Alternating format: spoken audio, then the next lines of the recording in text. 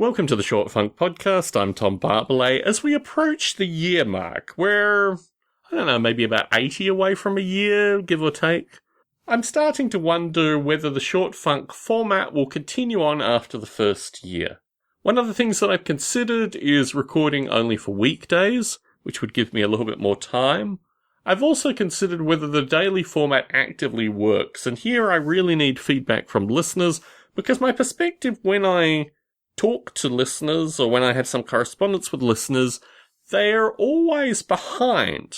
Few of them ever keep up, and many of them actually enjoy doing kind of binge listen sessions, which I guess, some of them are 60 plus minutes worth of binge listening in order to catch up and feel at pace with what's going on. I also think that this has been an experiment in my own ability to do these things. And in so much as I've been able to keep these things going, I think it's been proof that it is possible to continue on. But as I extend past a year, I think the topics are going to get considerably more abstract, considerably less file-mated. I'm trying to do groups of 3 to 5 Short Funk recordings on collective topics as a means of giving some coherence to listeners that are actually listening on a daily basis.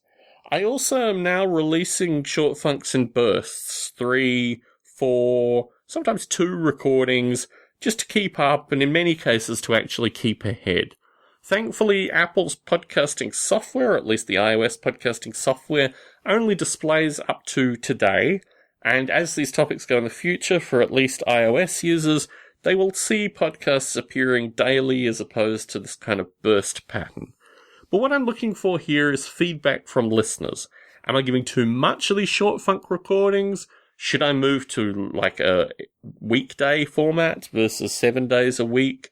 Should I consider recording just occasionally, periodically, when something comes to mind, rather than constantly searching for topics for one a day?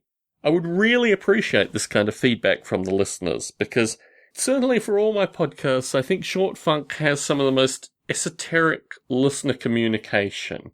And in this slide, I'm not looking for daily correspondence from listeners, but it would be nice to know, and I have heard this occasionally associated with very particular topics, that they've hit their mark with particular listeners. What more can I do in this circumstance? I certainly can't complain, but I am interested in, at least contemplating a slight format change once I pass the year mark associated with these particular recordings. Tom Barbalet in San Jose, signing out.